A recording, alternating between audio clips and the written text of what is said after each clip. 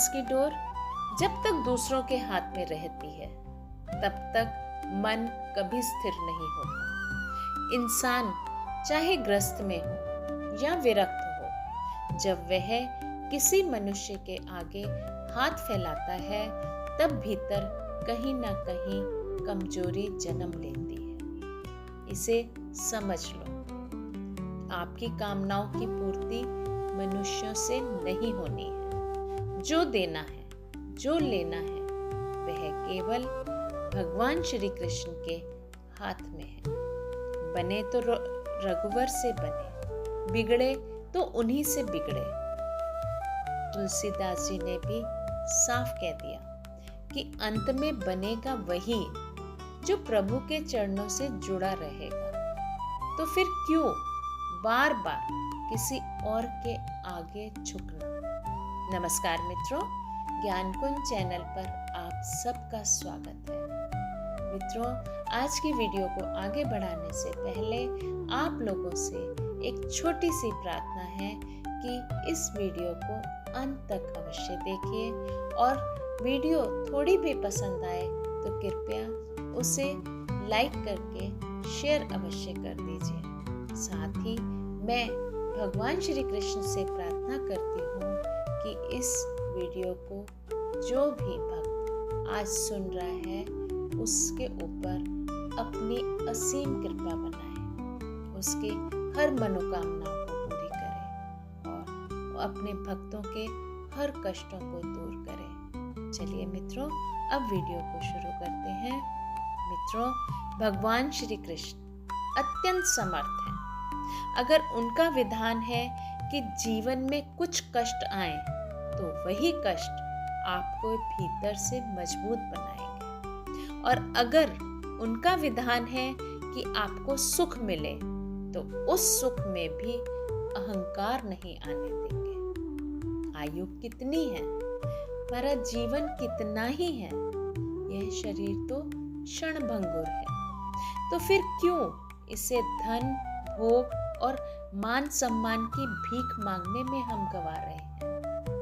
मित्रों, हम दूसरों की आस में ही जी रहे हैं, क्योंकि हमें अपने इष्ट के चरणों की महिमा का अनुभव नहीं हुआ है। जिनके चरणों में सिर रख देने से चिंता गल जाती है, उनके स्मरण से हमारा हृदय हल्का हो जाता है। उनकी शरण में जाकर भी अगर मन डोल रहा है, तो दोष उस शरण का नहीं है, हमारी निष्ठा का है। प्रभु तो चिंतामणि है। उनके सामने जो भी दिल से झुकता है, उसके भीतर की गांठें धीरे धीरे खुल जाती हैं। लेकिन सावधान रहो, कुसंगति आग की तरह होती है। जो स्वयं अनुशासनहीन है, जो भक्ति को बहाना बनाकर मनमानी करता है, उसका संग धीरे धीरे तुम्हारी साधना को जला देगा। बाहर से तिलक, माला, वेश कुछ भी हो, अगर आचरण प्रभु को अर्पित नहीं है, तो वह भक्ति नहीं, भ्रम है। मित्रों, संतों ने भी चेताया है कि जैसे आग की लपट से खेलना विनाश लाता है, वैसे ही गलत संगति समस्त सुकृत को भस्म कर देती है। इसलिए संग वही करो जिनके पास बैठने से मन शीतल हो जाए, जिनकी उपस्थिति में धन, कामना और कीर्ति का भार हल्का लगे, जो किसी पक्ष में बंधे नहीं, जिनकी दृष्टि समता से भरी हो, जिनके लिए पूरा संसार एक परिवार हो। ऐसे महात्मा ही आपको भीतर की ठंडक देंगे और भगवान श्री कृष्ण के चरणों की ओर ले जाएंगे। मित्रों, परमार्थ का मार्ग कभी सरल नहीं है। संसार से भागकर संतों के बीच आ जाना ही काफी नहीं है। यहाँ आकर भी अगर वही राग द्वेष, वही ईर्ष्या, वही अहंकार जलता रहा, तो यह पानी में लगी आग के बराबर है। बाहर की जलन से बचने के लिए आए और भीतर ही आग सुलगा ली, तो शांति कहाँ मिलेगी। इसलिए हमें होश में रहना है। भक्ति का अर्थ ये नहीं कि वेश बदल लिया। भक्ति का अर्थ है अपना स्वभाव बदल लेना। मित्रों, स्वार्थ सबसे बड़ा बंधन है। संतों के पास जाओ तो स्वार्थ लेकर कभी मत जाओ। रोग, धन, सुविधा की मांग लेकर नहीं, बल्कि हृदय को शुद्ध करने की लालसा लेकर जाओ। संत जादूगर या वैद्य नहीं, वे तो हमें चलना सिखाते हैं।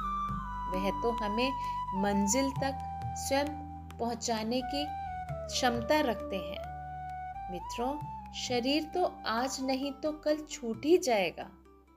तो इस नश्वर देह की सुविधा के लिए अगर अमर आत्मा को गिरवी रख देंगे तो घाटा तो हमारा ही होगा ना।